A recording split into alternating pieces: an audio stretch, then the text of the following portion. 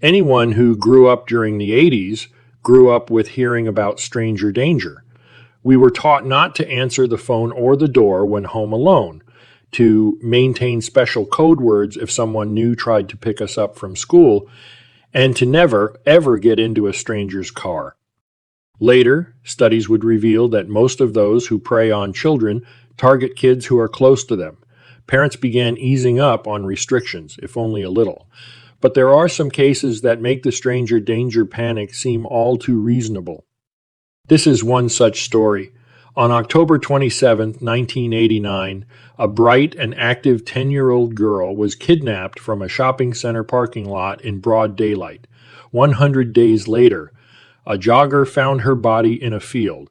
The quiet community where she lived, a place named one of America's top 10 safest cities to live, was thrown into turmoil and to this day has never really recovered.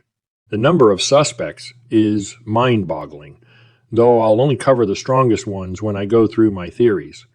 Some of them may have even worked together, and over 3 decades later, police are still trying to find the final puzzle piece, the one that will convince a jury that they've got their man and got him beyond a reasonable doubt. Join me for the odd and mysterious story of Amy Mihaljevic. 10-year-old Amy Mihaljevic was a sweet and friendly whirlwind of a tomboy growing up in Bay Village, Ohio. She was a student at Bay Middle School. Her mother, Margaret, worked as a sales rep selling car classified ads in the local paper. Her father, Mark, sold cars. Her brother, Jason, who was 1 year older and 1 grade higher, looked out for her as best as he could. Bay Village was and is the kind of community where many would love to raise a family. It was the kind of place where kids rode their bikes to school, occasionally stopping at the local Baskin-Robbins. It's a sedate little suburb of Cleveland situated on the banks of Lake Erie, offering stunning views and a quiet atmosphere. Simply an idyllic place. Amy's home life was not so idyllic. Both her parents loved her, and she was the apple of her mother's eye. But tensions were rising between Margaret and Mark. The couple was careening towards a divorce, and Amy knew it. Weeks prior to her abduction, Amy was home alone when the kidnapper killer contacted her via telephone.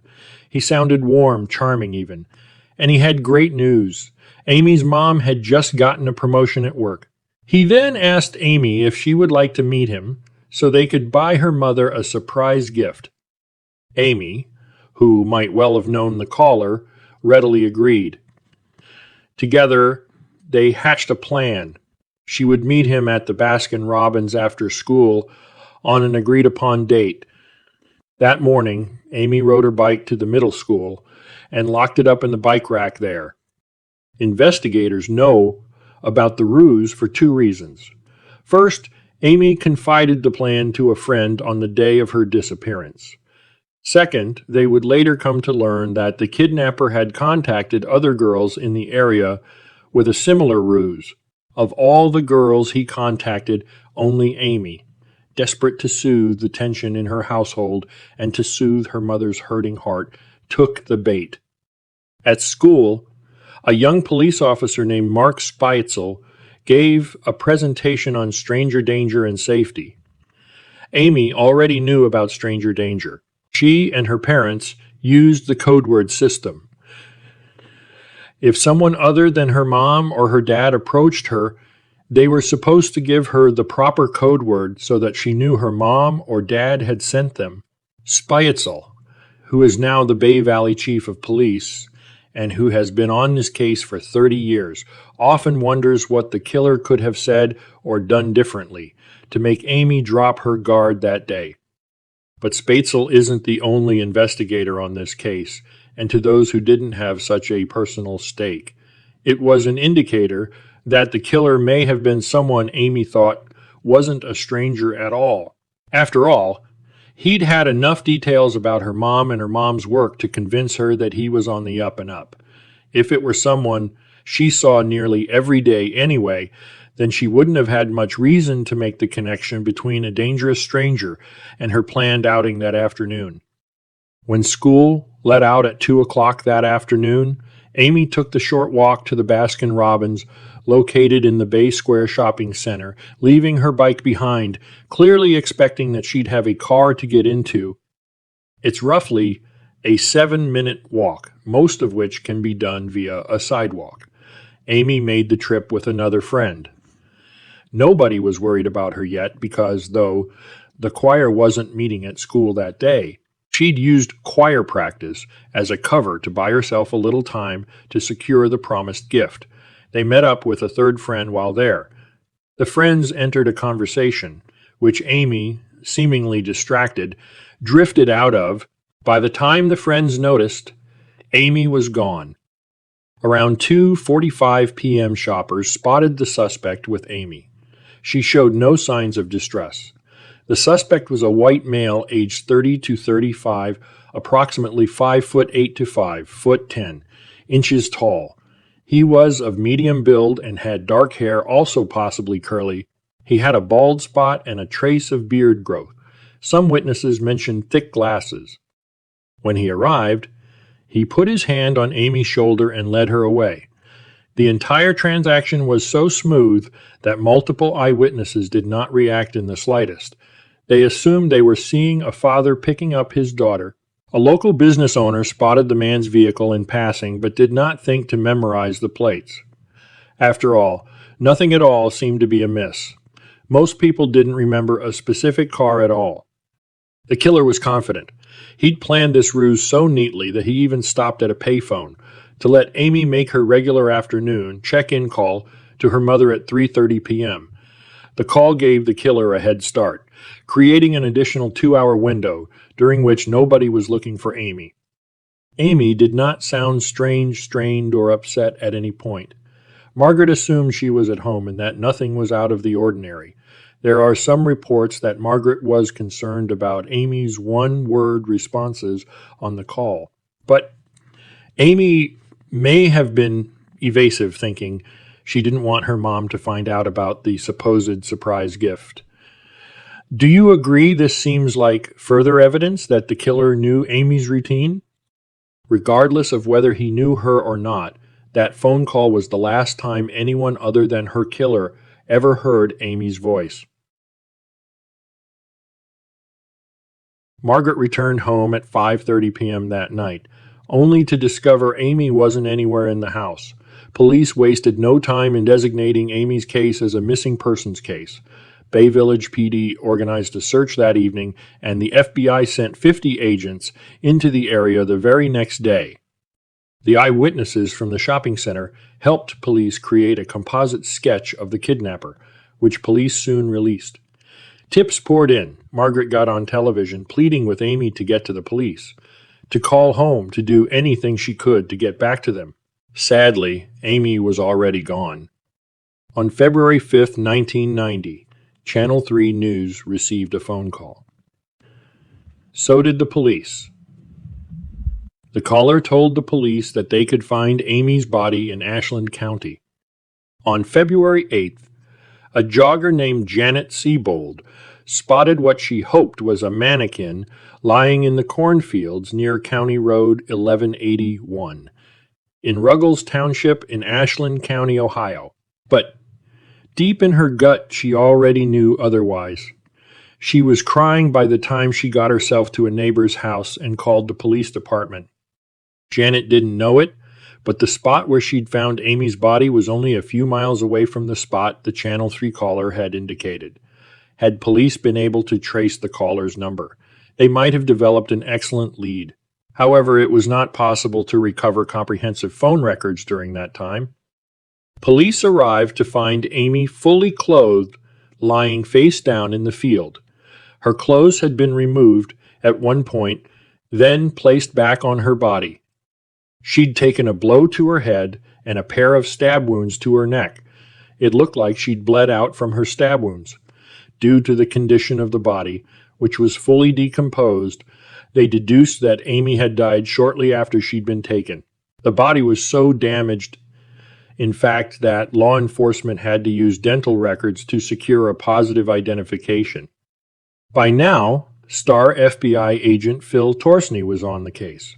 He joined forces with dozens of Bay Village police officers to pluck every cigarette butt, gum wrapper, and other bits of physical evidence out of the field that they could find. They did not find the murder weapon.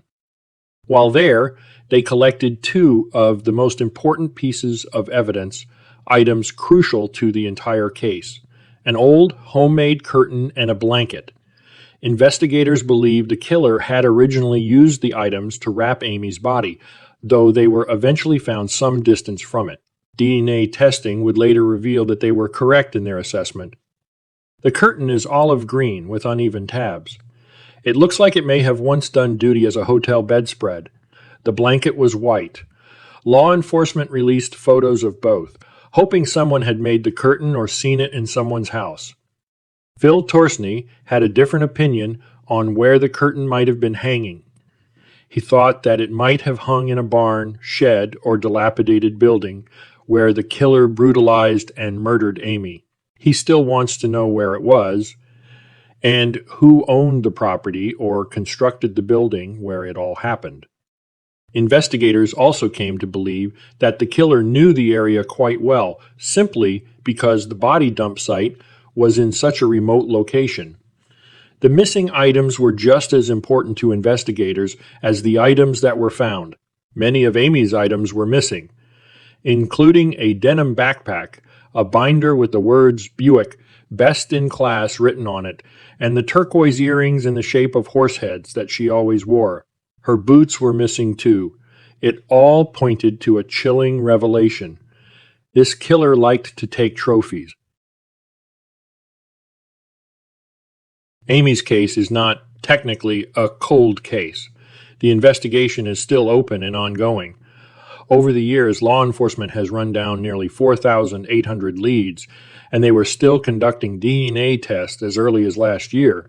To date, they have conducted over 20,000 interviews. After gathering evidence at the dump site, they were able to uncover some additional information. One of the most important pieces of information law enforcement found was the fact that Amy was not the only girl to receive a phone call from the killer. The killer had a pattern. He'd call a girl, claim to work with the child's mother, and would suggest a similar scheme, a shopping trip on mom's behalf. Police found two other girls who had received a similar call. One of the girls, codenamed Pam by investigators, turned to tell her brother about the call, while the killer was still on the phone. She remembered how angry he got when she did that, and how he began accusing her of ruining it. She said that made her tell the caller she couldn't go, and she hung up the phone. The girls all had something in common. They had all visited the Lake Erie Nature and Science Center recently, and they'd all put their names and addresses into a guest book that turned out to be missing when investigators looked for it. Later, I'll tell you about a strong suspect, someone who had at least 2 points of contact with Amy. Investigators now also know something about the car that Amy's body must have been inside of. They found gold fibers on Amy's clothing.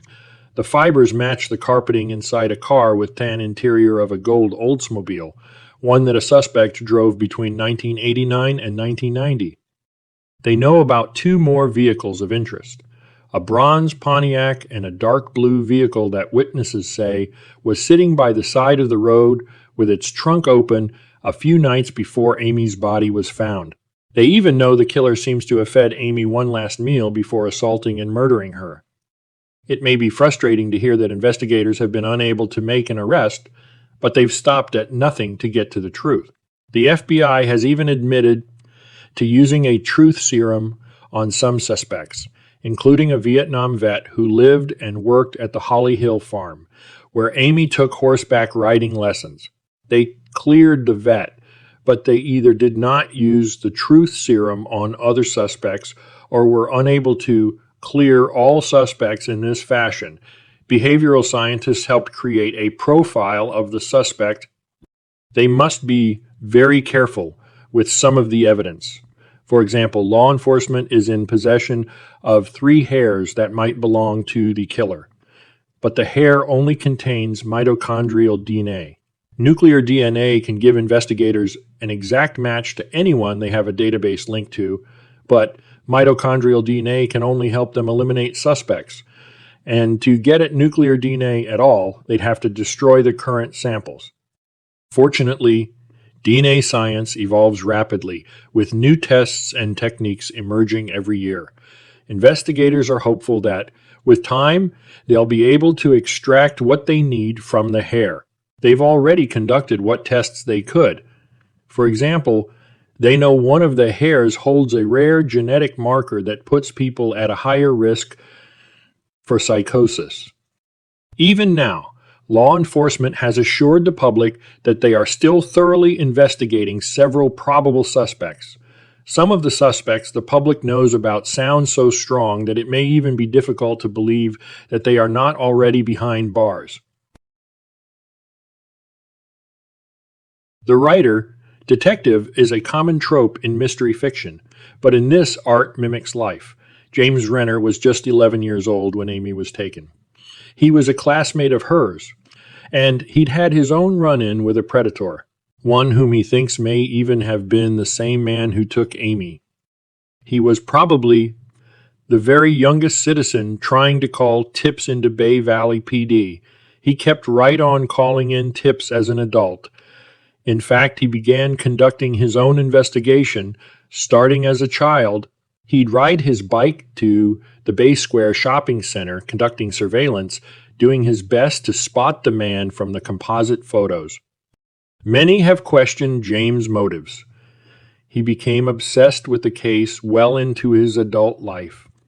He conducted interviews, ran down leads, and gathered new information. Even FBI agent Torsney seemed impressed, though he tried to caution that a true crime writer's methods, goals, and evidence weren't sufficient for a conviction, and that James probably didn't understand all the steps that would need to put the killer away. Nevertheless, the two men seem to have developed a relationship of mutual respect. Married, now with children, and an established true crime writer, James eventually devoted all his research to Kent State University, but not before he wrote a book about the case. He's writing about other cases now, but he's never forgotten Amy and occasionally expresses frustration over the limitations investigators are facing as they attempt to bring this case to a close. Some of the theories I will share in this case came from James first. Law enforcement constantly tells people the same thing many times. Information from the public is usually the most important factor in breaking a cold case wide open. In January 2019, investigators received one of those all-important tips. They got a call from a woman who said she'd lived close to that shopping center, a woman who believed her ex-boyfriend may have been Amy's kidnapper and killer. There's a lot to like about the shopping center man as a suspect. First, he worked at a store within the Bay Square shopping center. Second, his ex claims he didn't return home from work on the night of Amy's disappearance, which was highly unusual. But he did call her around 10 that night to ask if there had been any news coverage about Amy's disappearance. According to his girlfriend, he'd also made several trips to Ashland County. He even looked like the man from the composite sketches. Shopping center man also owned the Oldsmobile, the first vehicle of interest. When law enforcement interviewed the man in November 2019, they got some very suspicious, cagey statements. He admitted that 1989 to 1990 had been a, quote, dark period in his life. Shopping center man also said he may have met Margaret Mihaljevic in a bar. His answers to police questions were evasive and suspicious. Did he ever call Amy? He says he could have, or that it could have been a wrong number. Was Amy ever in his car? He doesn't believe so. It's possible. But he doesn't know what the situation would have been for that to happen. These answers are an eerie parallel to answers other suspects gave police. And this might be more meaningful than you know. Police took a DNA swab. Police also seized evidence from a storage unit that shopping center man was renting and from his home. None of it was enough to warrant an arrest, at least not yet. There's one weakness in this theory. In spite of all the mounting evidence, it seems strange that Amy would so readily trust some random person from the shopping center. Remember, a great deal of evidence points to Amy knowing her kidnapper well enough that she didn't link stranger danger about the person she was supposed to meet after school. Nevertheless, all this evidence seems very compelling. Is this a case of, it looks like a duck and quacks like a duck, so arrest this guy already? What could be giving police officers reason to pause? What missing piece could they be looking for? You may be surprised to learn there are even stronger suspects, as well as a possible theory that could tie a number of these very strong theories together. One person whom Amy would have known well enough not to think of as a stranger might have been her science teacher, a man who has a dark history. First, it is confirmed that this teacher wrote love letters to his students, and that he'd touched several inappropriately on several occasions. He volunteered at the Nature Center, the one that all three of the girls who the killer called had visited. He would have had access to the guest book, and he would have had the opportunity to steal it. As it turns out, the science teacher lived less than 2 miles from the dump site, so he certainly would have known the area. He also took off after Amy's murder, dropping off the face of the earth for 6 months, until investigators located him in a homeless shelter in Key West, Florida. Even more damning, he looks like the composite sketch. He's a strong enough suspect that James Renner once traveled down to Key West just to track him down. His answers to James' questions were evasive in all the ways shopping center mans were to the police. He never provided the easiest answer of all. When asked if he killed Amy, he never said no. I can't really find a weakness in this theory. If anything, it seems to pass the Occam's razor test. However, it's possible that the police lack sufficient physical evidence to tie the science teacher to the crime, and most of the facts seem right. Does the science teacher seem like an even stronger suspect than shopping center man? I don't have answers around why he hasn't been arrested for earlier incidents with his students. What evidence do you think police would need to charge him with Amy's killing? Remember, I mentioned James Renner had a scary experience when he was just 11 years old, an experience which might tie into Amy's murder. Not long before Amy was taken, James was visiting a local park near the middle school. He saw a man standing in the doorway of a park bathroom grabbing himself. James quickly used a park path to enter the woods. He happened to look over his shoulder, only to find the man was following him. James ran, and the man broke into a run to follow him. James hit a wall and scaled it, taking himself out of the man's reach. He happened to look back again to see that the man had a look of sheer rage on his face. To this day, he believes this is the same man who might have abducted Amy. He remembers the man looking very close to the composite sketch. Years later, at a book signing, James spoke to a man who once worked at that park system. When James told him the story, the man's face went white, and he asked if James had ever investigated his old boss, who had been arrested in 2002 for soliciting a sex act from an undercover agent at that very same park. The park boss also admitted himself to a mental institution just 10 days after Amy's abduction, the timing of which seems very interesting.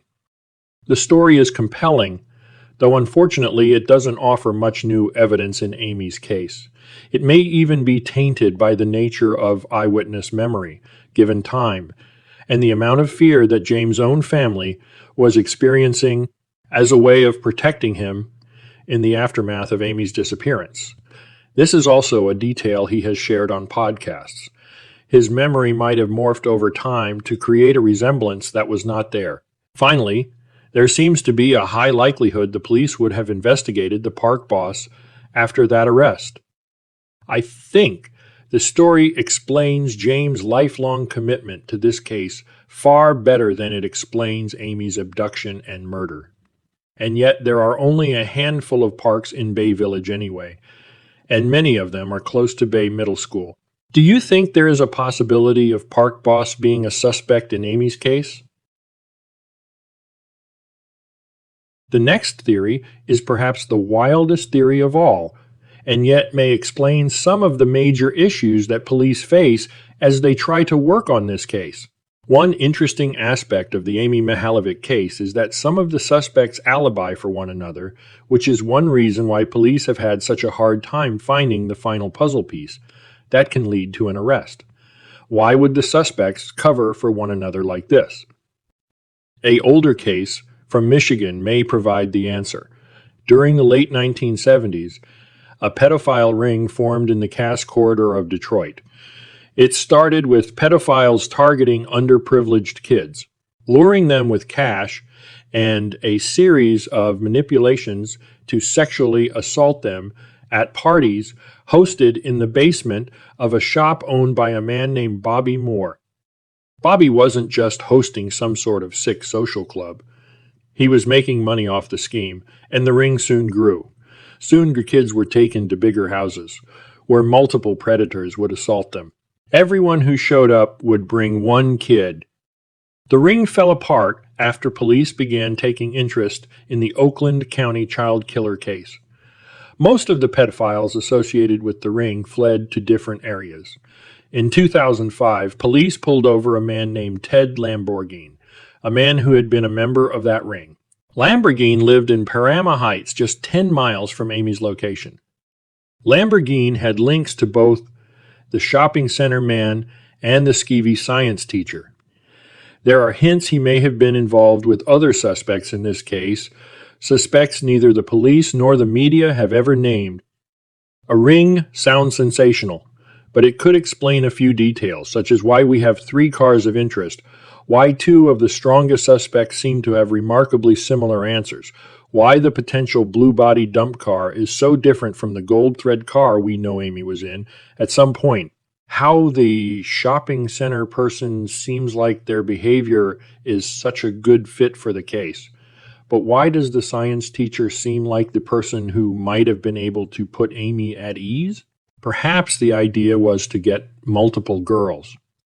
Perhaps the pedophile ring was shocked when 50 FBI agents flooded the area almost the very next day, and so the group scattered.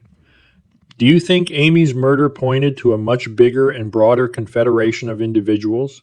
If so, we're looking at the tip of an evil iceberg that has stretched across the decades.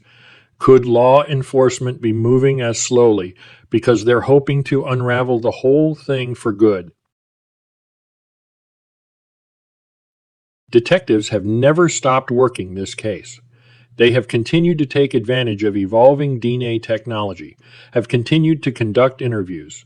They have also continued to increase the reward for information, leading to the arrest of Amy's killer.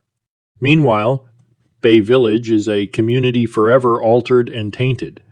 12 years after Amy's murder, in 2001, Margaret Mihaljevic died. The official cause, complications from lupus. But those close to her believe she ultimately died of a broken heart. She never recovered from Amy's loss. Members of the community haven't forgotten either. They speak of how now they take a harder look at anything out of the ordinary and memorize license plate numbers out of habit.